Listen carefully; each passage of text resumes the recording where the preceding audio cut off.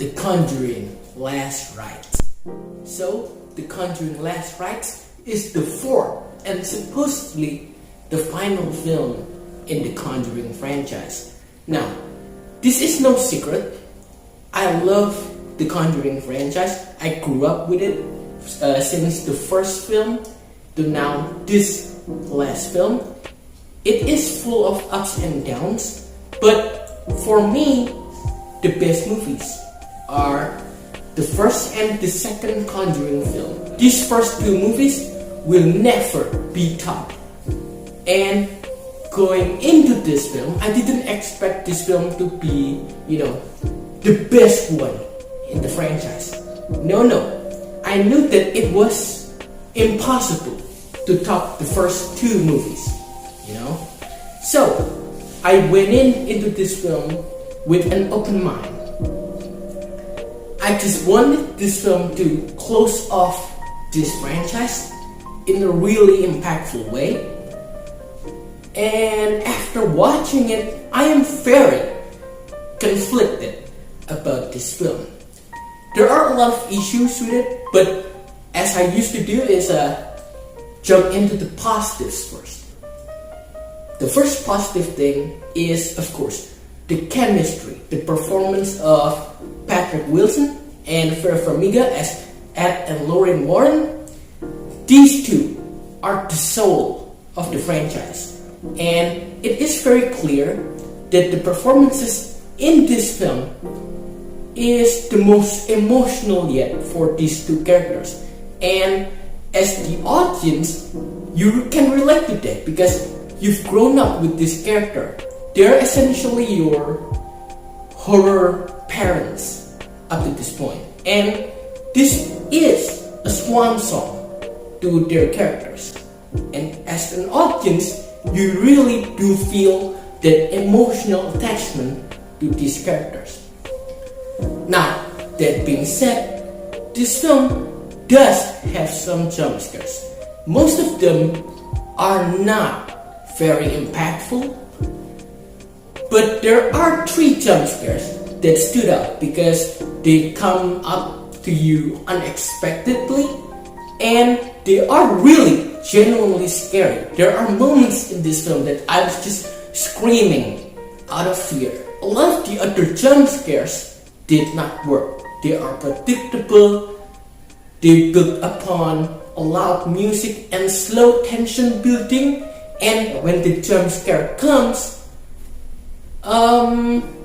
it comes really quickly, and the demon basically just say, "Hi, I'm here," and then it disappears. So the jump scares in this film are very quick. The build up is slow, but the jump scare itself is very quick. And when you compare the jump scares in this film to the first film, for example, I felt like the jump scare from the first and the second film were much more proactive. The demons show themselves and then attack the characters. But that approach rarely happens in this film. The demons are just, "Hi, I'm here, I showed up," and then boom, they just disappear. That is really, really annoying, and I feel like there are a lot of cool materials to work with, but for some reason, they don't do justice with the ingredients, The other issue that I have is the pacing.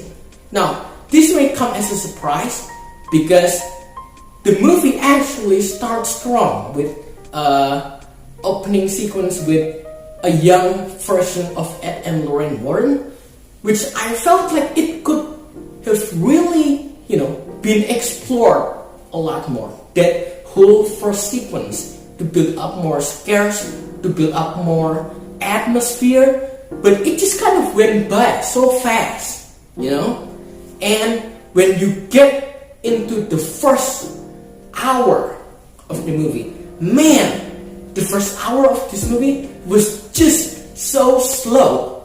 And slow, I don't mean it in a positive way.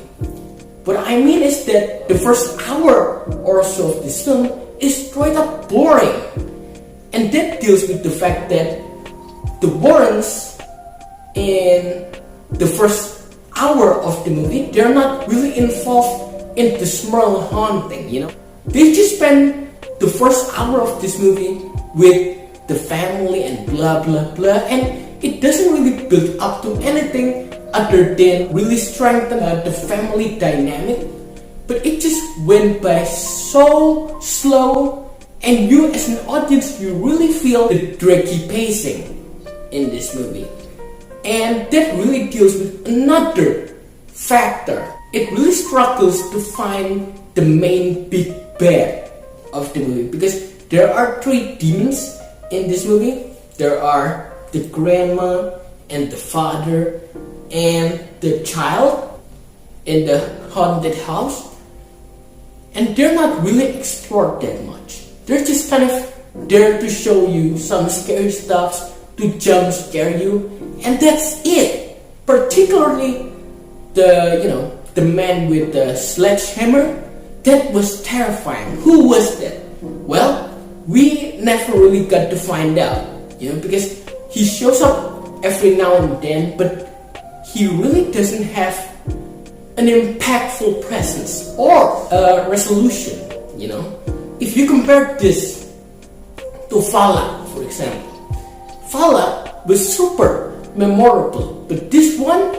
nah man, please, no. So, these three demons are utilized very weakly, because these three demons are just there to make jump scares, to make you scared, and there's nothing to them that sticks out with you, But then there's another problem. You see, there are three demons in this movie, and then you gotta add up Annabelle into the mix, and the inclusion of Annabelle in this film is kind of unnecessary, because the movie doesn't need Annabelle at all. It could have been fine. You could just spend more time with these three demons, explain who they are, and build up a lot of tension-filled moments. But for some reason, you just decided to add up Annabelle into the mix. Well, I think the one particular moment with Annabelle in the attic was super scary. The moment ended up too quickly, Annabelle turns into this giant doll. I think there was something there. There was something terrifying there. But the moment just ended up too quickly. Way too quickly.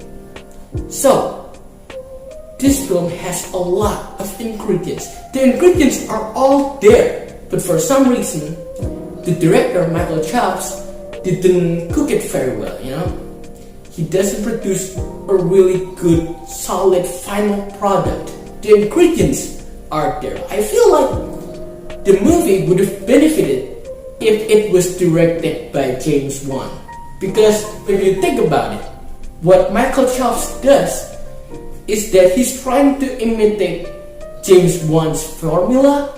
You build up this tension-filled moment slowly, and then there's a jump scare and blah blah blah. But it just played it too safe.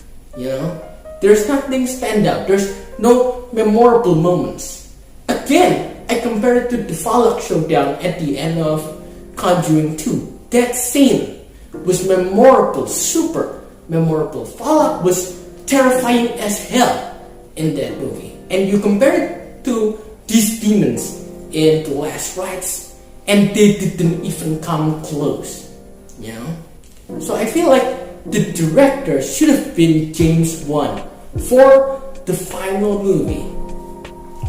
It could have benefited a lot, because the pacing of the movie was so off, particularly the first hour, or maybe like until the middle point of the movie, where the movie begins to wrap up. You really don't feel the tension that should be present in this film from the beginning, because it is the end, right? Yes, it is the end, so you must deliver a really good punch to close the franchise.